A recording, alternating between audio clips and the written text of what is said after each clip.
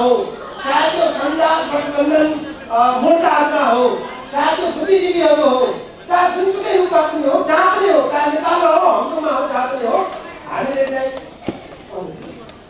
चाहिँ एकदमै एउटै छाता मुनि बसेर जुझारको आन्दोलन नगरिकन त्यो प्राप्त हुनेवाला छैन।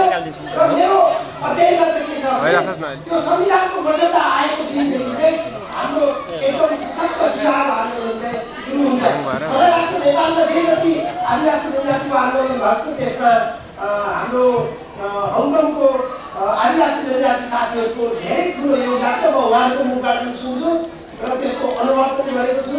र तर त्यो योगदान जति भइरहेको छ हङकङको अथवा अन्य देशहरूबाट जति सहयोगहरू भइरहेको छ त्यो चाहिँ अझै पनि पर्याप्त भइसकेको छैन। किनभने जहिलेसम्म अधिकार सुनिश्चित हुँदैन, लिम्बुवानमा लिम्बूको अधिकार सुनिश्चित हुँदैन, तमुवानमा तमुको अधिकार सुनिश्चित हुँदैन, मगरातमा मगरको अधिकार सुनिश्चित हुँदैन, तामसाङमा तामाङको अधिकार सुनिश्चित हुँदैन, हामी सबैको आफ्नो ठाउँमा अधिकार सुनिश्चित हुँदैन भने तबसम्म त्यसको काम छैन। त्यसकारण हामीले यो ऐतिहासिक घडीमा अरू बेलामा जे गरे पनि हुन्छ, तर यो संविधान निर्माण गर्ने ऐतिहासिक घडीमा हामीले चाहिँ एकदम जति सक्दो धन हुनेले धनबल, भाउ हुनेले भाउबल, बुद्धि हुनेले बुद्धिबल, जड हुनेले जडबल, जे बल छ त्यो सबैले सहयोग गर्नु नितान्त जरुरी छ। र त्यसको सहयोग चाहिँ जुन भइरहेको छ त्यसलाई अझ बढी जोरदार रूपमा नैतिक पनि, भौतिक पनि, आर्थिक पनि हरेक किसिमको सहयोग चाहिँ सबै तर्फबाट भयो भने मलाई लाग्छ हामी आदिवासी जनजाति विश्वको अन्य आदिवासी जनजातिभन्दा फरक केमा छौँ भने हाम्रो जनसङ्ख्या बहुल छ, हामी बहुमतभन्दा बढी छौँ। केन्द्रीय विज्ञान विभागको विज्ञानको अनुसार हामी 38% छौँ। यसमा गराउनु पर्ने कुरा केही पनि छैन। त्यो विखण्डनको कुरा हो,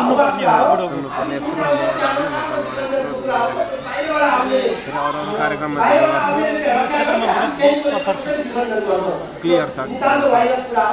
पहिचान भन्ने कुरा तरल छ हुन्छ, तर पहिचान भन्ने कुरा अरू सबैभन्दा पनि जातीय पहिचानको कुरा चाहिँ पुरानो पनि हो र त्यो एकदम सबल पनि हो र त्यो सामूहिक निर्णयको कुराहरू पनि हो। त्यसकारण यो लिम्बुवान अथवा तमुवान, थरुवाट आदि जातीय स्वायत्त राज्य दिँदा त्यहाँ अहिले लिम्बूहरू नै अल्पसङ्ख्यकमा छन्, तमुहरू नै अल्पसङ्ख्यकमा छन्, मगर, तामाङ, थारूहरू नै अल्पसङ्ख्यकमा छन् भनेपछि त्यसकोमा कसरी लोकतान्त्रिक हुन्छ भन्ने कुरा छ। लोकतान्त्रिक त मानव अधिकार, व्यक्तिको अधिकार मात्रै हुँदैन, सामूहिक अधिकार पनि हुन्छ। र आदिवासी जनजातिको अधिकार सम्बन्धी संयुक्त राष्ट्रसङ्घको घोषणापत्र अमेरिकादेखि लिएर सारा सबैले संसारको सबै राष्ट्रहरूले त्यसलाई स्वीकार गरिसकेको अवस्थामा सामूहिक अधिकार आदिवासी जनजातिको अधिकार भएको हुनाले त्यो सामूहिक अधिकार चाहिँ मानव अधिकार हो, त्यो लोकतान्त्रिक अधिकारको कुरा हो, त्यसमा अर्काको अधिकार दिएको कुरा हुँदैन। त्यसकारण म यहाँलाई फेरि पनि के अनुरोध गर्न चाहन्छु भने यो संविधान सभाको म्याद थप भयो भने पनि हाम्रो आन्दोलन जारी नै रहनुपर्छ, यसलाई अझ उचाइमा पुर्याउनुपर्छ। संविधान सभाको निर्वाचन फेरि भयो भने चुनावमा अब त आदिवासी जनजातिको डिस्पोजेबल पोलिटिकल पार्टी नै बनाएर अगाडि जानुपर्छ। र कुनै पनि प्रकारको अधिनायकवादी शासन व्यवस्था आयो भने त्यो आदिवासीले मात्र होइन, अधिनायकवाद विरुद्धका सबै तह र तबकाहरूसँग हाम्रो एकबद्धता जनाएर जुझारो आन्दोलन गर्नुपर्छ। र हामी बिउजेर हाम्रो अधिकारको लागि सचेत भएर हामीले सुनिश्चित गर्यौँ भने हाम्रो आत्मनिर्भर अधिकारको कुरा, जातीय स्वायत्तता र सुशासनको कुरा, हाम्रो भूमिमाथिको स्वामित्व नियन्त्रणको कुराहरू पक्का छ।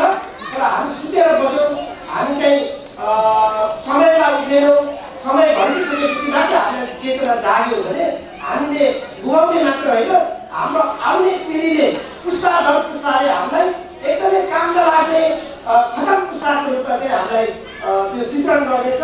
त्यसको खतम पुस्ताको रूपमा हामी चित्रित नहौँ र हामी चाहिँ जुझारो रूपमा अगाडि जाउँ।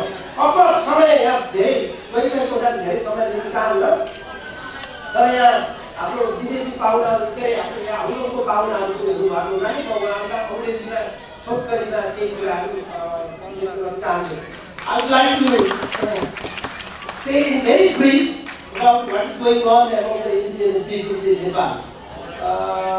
Well, in Nepal, we have our Nepal government has legally recognized 59 indigenous peoples. We have 59 indigenous people, and there are some missing ones. And then government had formed a committee to find out the additional indigenous peoples of Nepal. So it could be 59 plus something. And what is happening?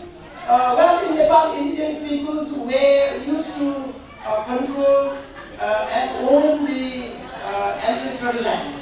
But in 1768, when King Prithviraj Shah territorially integrated, during that time, indigenous peoples lost control over our land.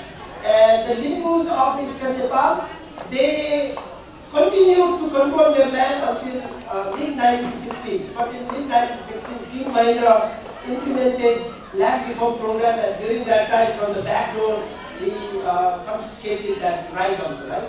So indigenous peoples have now become like a refugee in their own homeland, in their own territories.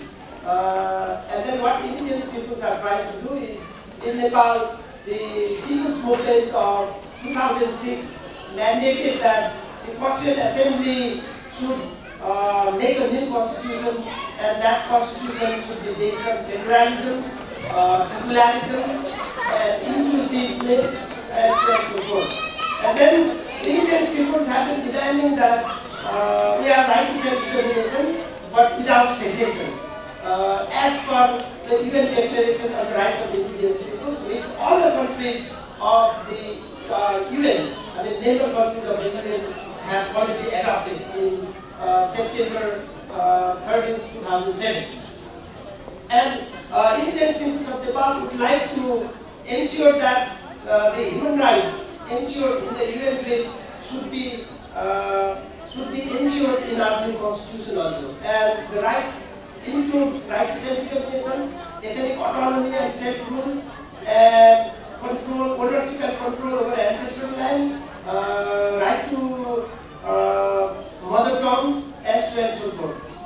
And similarly, Nepal is a party to ILO Convention 169, which gives rights to land, right to consultation and participation, and so on and so forth. So the indigenous peoples of Nepal would like to see the rights ensured in the ILO constitution be ensured in our new constitution also. And the third thing is that the Constituent Assembly, when they make, they should take free priority from consent of indigenous peoples of Nepal. And then it has not yet been taken. That's why the short committee, one of the highest human rights bodies, they have already issued early warning that March 30th, that Nepal's Constituent Assembly should establish a mechanism for free priority from consent. Right? And then the indigenous people should be consulted, and they should give consent, whether in terms of yes or no. That should happen immediately. But the Constituent Assembly didn't pay any attention, so they again sent another letter on September 28th of 2009. But even the government has not made any attention. So as long as free priority from consent is not accepted by the Constituent Assembly, whatever rights they may keep in the new constitution may be confiscated whenever they like to. That's why in Nepal, indigenous peoples of Nepal are seeking not only individual rights but also collective rights as per international commitments made by the Nepal government. And the struggle is going on, but our Constituent Assembly was supposed to finish our constitution within the first 2 years, but they didn't do it. And then they extended for 1 more year. Then even when they didn't finish it, they extended another 3 months, and it's not going to happen if they come up with any draft constitution. And then they are supposed to extend another 3 months. So they are just extending the time frame of the constitution, but doing nothing. And that's very, and it's terrible in the sense that that may breed violence and counter-violence, right? So in order to have peace and stability, the present political parties should understand that indigenous peoples cannot be deprived from their rights, and if those rights are secured, then only we can live a very peace and prosperous